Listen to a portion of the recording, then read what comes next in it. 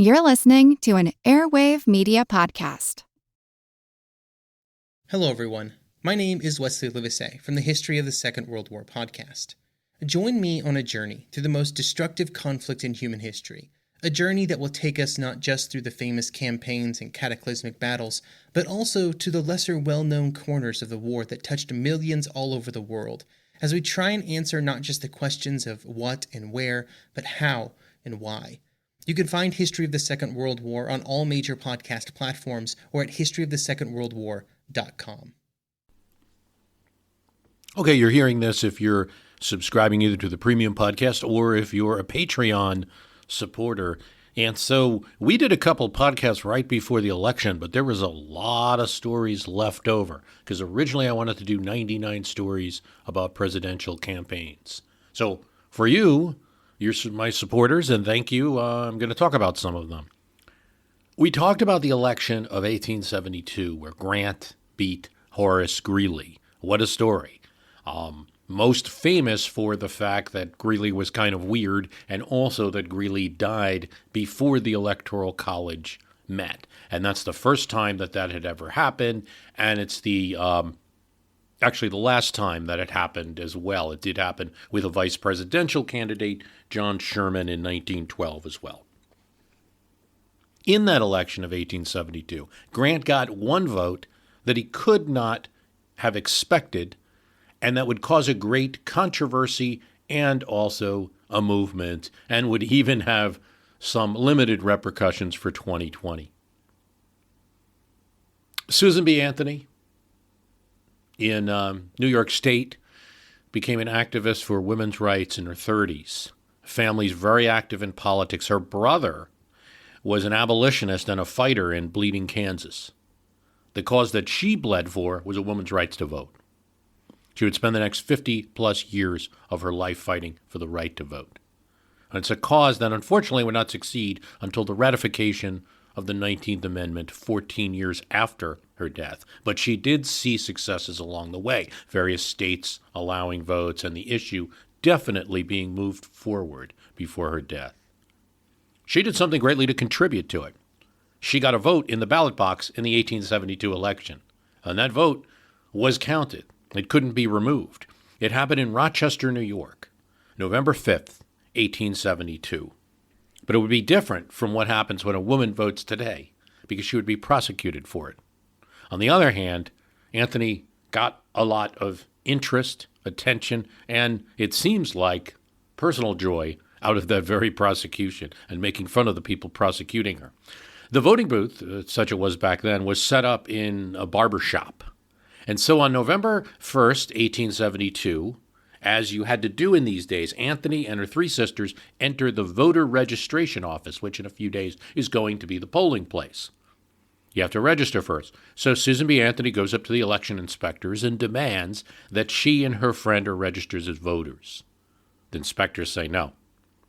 Well, she responds, "If you refuse us our rights as citizens, I will bring charges against you in criminal court, and I will sue each of you personally for large exemplary damages."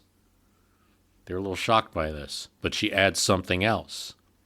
"I know I can win. I have Judge Selden as a lawyer. He's a judge that is known and respected in the county." So the stunned inspectors discuss this situation. Well, if they don't register these women, that's their call, and then it's on them. If they do register, someone else can disqualify them down the line. So they vote to allow Anthony and her three sisters to register to vote in Rochester's 8th Ward. A big issue is created now, and the press isn't with her. The Rochester Union and Advertiser editorialized in its November 4th edition, "Citizenship no more carries the right to vote than it carries the power to fly to the moon. If these women in the 8th Ward offer to vote, they should be challenged. And if they take the oaths and the inspectors receive and deposit their ballots, they should be prosecuted to the full extent of the law." Well, that is what happens. After the polls open, Anthony and 7 or 8 other women cast ballots. The inspectors have a choice again, and they vote. And there's 3 of them. 2 say yes, and 1 says no. And so Anthony's folded ballot was deposited into the ballot box for one of the inspectors. She is, like her brother and family, is a Republican and votes for Grant. She's elated. She tells friends, well, I have gone and done it. Positively voted the Republican ticket. This a.m. at 7 o'clock, and swore my vote in at that. Was registered on Friday. Then on Sunday, others, some 20 or 30 other women tried to register, but all save 2 were refused. But watching Anthony vote is a cranky old man and a Sylvester Lewis. Not only is it against his morals, but he thinks in Rochester, where Republicans are already winning, this might destroy his party if women start voting. It will lead to more Republican votes. Lewis files a complaint, charging Anthony with casting an illegal vote. The United States Commissioner William Storrs acted upon Lewis's complaint by issuing a warrant for Anthony's arrest. This is 9 days after the election. The warrant charged Anthony with voting in a federal election without having a lawful right to vote and in violation of Section 19 of an act of Congress. This is from a law enacted in 1870, the Enforcement Act. It's supposed to be there to help people vote, particularly black citizens in the South. And Section 19 is what gives the government federal jurisdiction in what otherwise would be, a state-run election. But Storrs uses it. The Enforcement Act carried a maximum penalty of $500 or 3 years imprisonment. So yes, in Anthony's case, the Grant administration is using its power to punish someone that voted for it. On January 24th, 1873, a grand jury meets of 20 men, returns an indictment against Anthony, charging her with knowing, wrongfully and unlawfully voting for a member of Congress without having a lawful right to vote. The said Susan B. Anthony being then and there a person of the female sex. Anthony ends up in the subsequent trial getting a fine and a lot of publicity in the Rochester area and nationally. She never pays the fine. 2020, she's posthumously pardoned by President Trump, though most people who know the history of the story know that Anthony never wanted any kind of pardon, and in fact, in all that it did to move the cause of women voting forward, like that this whole thing happened. When one of the marshals comes to arrest her, she demands that she be put in handcuffs like anyone else. Don't just walk me to the jail cell, is her thing. We didn't get a chance to talk about the 1908 election. Originally, as I said, I planned like 99 stories of the campaign, and there were going to be something for almost every election. So 1908 is Taft versus William Jennings Bryan. This is Bryan's third and last campaign, and it's not going to go well. And a lot of Democrats know it. There's a lot of Democrats, particularly anyone on the East Coast, who know that if they run William Jennings Bryan again a third time after 1896 and 1900, they're going to lose. I mean, Theodore Roosevelt has just had a successful presidency by any measure. Sure, there's a couple issues to run against him on. There's always an opportunity for an opposition party to snatch the presidency away. So a lot of people are looking for someone else for the Democratic nomination, and they settle on a fellow named John Albert Johnson. He's the governor of Minnesota. Minnesota's a heavily Republican state, but Johnson is a Democrat. It also makes him one of the few Democrats in the Midwest region who have a significant title. Most Democrats are either going to be in New York, kind of put there by the Tammany Hall, in the South, or in the West like Bryan. He's got a rags to riches story. Mother grew up poor. The father abandoned the family. Johnson has to work to support the family. And in his first run for governor, the Republicans do something absolutely stupid. They, quote, expose the story of Johnson's life. And Johnson's quite embarrassed by it. His father's an alcoholic, left the family. This guy's not coming from society. Well, it was the dumbest thing the opponents could do because he gets support, incredible amounts of support, overwhelming support even from Republicans in the election for governor of Minnesota, which he'll end up winning 3 elections to governor of that state. Harper's Weekly profiles him in a series of 5 possible Democratic presidential candidates. One of those will also be Woodrow Wilson, although Woodrow Wilson doesn't end up getting the nomination at all or even running for it in 1908, but he's talked about by Harper's early on. He's the president of Princeton at this time. But back to Johnson. The New York World lists 16 candidates better suited for the Democratic nomination than Bryan, and he's on it. The Minnesota Democratic State Convention endorses Johnson for president. He does not decline it. Now, what happens here, because you even have in Johnson, and there's cartoons that are showing it, somebody that even Theodore Roosevelt, the Republican president, kind of admires. And he comes down to Washington, and there's a number of dinners where he's present at, and he speaks at, and the press adore him. And one dinner, he's just getting along very well with Roosevelt, and then reporters come over to talk to him. He puts his foot up on a crate and just starts answering questions from these reporters, and he's very free and very talkative, and you get the sense TR kind of likes him too. Maybe not going to support him politically, but not going to hate on him the same way he will with Bryan. So probably one of their better candidates. And what's the trouble? Well, by this point in 1908, William Jennings Bryan has the Democratic machinery stacked against him. First of all, the convention's going to be in Denver. That's a western state. That's where the silver issue is going to be big, and that's Bryan's issue. It's just where he has a lot of support. So being the host city, being a Bryanite area, doesn't help Johnson. Secondly, Johnson runs a little bit too late.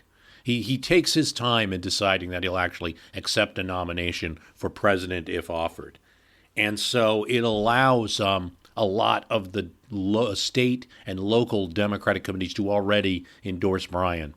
And Johnson does mount a challenge to Bryan at the convention, but on the first ballot loses. It's a shame for Democrats because Bryan will get that nomination. One of the things in order to get the nomination, he's asked and it's demanded that he stops talking about silver and gold. When he first runs in 1896, his big thing is the silver and gold, the issue of silver money. But it's very divisive, both within the Democratic Party and for sectional areas of the country. So this time they say, if you want that nomination, you got to start talking about that. Talk about tariffs, and tariffs are going to be the main issue because it is the difference between Democrats and Republicans now. Theodore Roosevelt has been arguably progressive, not completely, but he's enacted new laws. Behind every work of art, there's a story. Okay, sure, it sounds kind of obvious when I say it like that, but think about it. How many times have you stood in an art museum, maybe with a date or with your mom, looked at an artwork and thought, I don't get it? I'm Amanda, and I know the feeling all too well. To me, knowing the story behind an artwork is a huge part of knowing how to look at it and appreciate it. And on my podcast, Art of History, that's exactly what I share with you. In each episode, we view history through the lens of some really great works of art. There is so much we can learn about the people and things which someone way back when deemed worthy of recording for posterity, and let me tell you, on the podcast we have barely scratched the surface. Join me as we dive deep into the bigger picture behind some familiar and maybe not so familiar works of art. No prerequisites required. Check out Art of History wherever you get your podcasts. Are you interested in the parts of history that remain a mystery? Do you want to learn more about the historical myths and misconceptions used to prop up false belief today? I'm Nathaniel Lloyd. In my podcast, Historical Blindness, I delve into all of these topics, sharing puzzling tales from the past and examining hoaxes, conspiracy theories, and misremembered events that provide insight into modern politics and religion. Find out what's real and what's not when it comes to famous conspiracy theories, like those surrounding notorious assassinations and secret societies. Discover the weak and deceptive underpinnings of modern political ideologies and religious beliefs. Join me as I attempt to shed some light on our historical blind spots. New episodes every 2 weeks. Find Historical Blindness on most podcast players and platforms. One issue you got is that Theodore Roosevelt, Taft, they're both very big on tariffs. You also have the trust issue. the idea of monopolies. And TR has done a little bit against trusts. Taft will do more, but Bryan and Democrats see an opening there. They select John W. Kern, a former state senator and two-time gubernatorial candidate from Indiana. The problem is Kern lost both of those runs for governor of Indiana. So the New York Times points out the Democratic national ticket was consistent. A man twice defeated for the presidency at the head of it, a man twice defeated for governor at the tail of it. And you get that joke from Republicans, vote for Taft now, because you can vote for Bryan anytime. He's run so much, 3 times is still very unusual to see in history, anything recent like that where somebody's running that much. But he's already down. Bryan's going to make a key mistake. He's going to make the issue about campaign finance. He knows that both Roosevelt went after some of the big trusts and disappointed some of the big mining interests with what he did with coal strikes and things like that. He made a few moves, but generally business liked him, and he raised a lot of money in the 1904 election. And Democrats knew they were going to do this again in 1908. So they tried to go after campaign finance and to make a law that would make it transparent. Well, one of the problems is that Bryan's campaign treasurer is going to be Oklahoma Governor Charles Haskell. William Hearst is going to reveal in his papers that Haskell and U.S. Senator Joseph Foraker of Ohio, I believe, is accepting bribes in an attempt to stop the antitrust suit against Standard Oil. Taft cuts off his ties with Senator Foraker, but Bryan can't afford to cut off his ties to Haskell, the guy's financing the entire Democrat. The train's going to stop.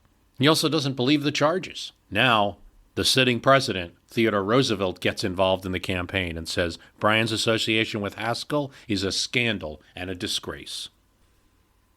Bryan attempts to raise money from the people and soliciting dollars from ordinary citizens. 50,000 people contribute to his campaign, but it leads to $250,000. Now, in today's dollars, I don't know. That's something like running a campaign with 10 million, which that's going to be tough. I don't think it works the same way because there's not TV ads. Your big expenses are the trains, and very often railroad companies provided cars to and special privileges to presidential efforts and handbills and other support. So I think that newspaper advertisements and the like. So, I mean, you had a little bit less, but it was still a poorly funded campaign. Although he's going to come out big on the issue later, Bryan ignores the issue of alcohol prohibition. It's too divisive. He runs, he stumps all over. But now Bryan is middle-aged. He's no longer the boy orator from the Platte River. He would collapse in bed after a day of speaking and sleep for a long time. He was still getting crowds, but he lost the election. One of the biggest defeats in the Electoral College, it was 321 to 162. In the popular vote, 52 to 43%. He did worse than he had done in 1896 and 1900. One of the stories I wanted to highlight, because it was kind of a key of the 1988 election, that both helped and in some ways hurt candidate and current Vice President George H.W. Bush. He campaigns in a New Jersey flag factory because he really wanted to emphasize patriotism. My friends, he says, flag sales are doing well and America's doing great. He sought to turn the Pledge of Allegiance into the flag into an election issue, and he tours the Anine Flag Company in New Jersey and speaks at a rally outside. The company president, Randy Beard, gladly introduces Bush and says that flag demand has never been as strong as it has during the Reagan-Bush administration. I don't know why it happened, but it happened during the Reagan-Bush watch, he says. So, elect me because flags are selling. Now, he has two issues. One is that in Massachusetts, Dukakis had passed a law that made it not necessary for schools to do the Pledge of Allegiance if they did not wish to. And that was the issue that he used. The images of it make Bush look great on TV. I also think it's compare and contrast to today when you have a slogan like Make America Great Again, and some people, I'm sure there's supporters that love it, and other people will think it's kind of like candy-ish. Don't think that that's something new. When, like, the Bushes were actually running, there are plenty of appeals to patriotism, elect me because of patriotism, and plenty of flags. Some reporters found it a little silly, and there was definitely commentary about that. After the speech, Bush stops at a Glenwood diner in New Jersey, just a couple blocks away from where the flag factory is. Orders a cup of coffee, orders a piece of crumb cake, and he's talking with some of the patrons who happen to be there in the diner. So several women who frequent this diner, are happy to see the vice president and the candidate and said, you look a lot better in person than on television. And he asked them why. Well, one, Lucy Galeotto, says, because you're relaxed. She stopped by the diner with friends on the way home from a senior citizens exercise class. This way, everything is spontaneous, like when you're sitting here in the diner. You may have something there, Vice President Bush says. With his nationally televised debate, a reporter says, with Dukakis less than a week away, Bush said he would have to work on appearing more relaxed in front of the cameras. Well, he did well in that debate. There might be something there.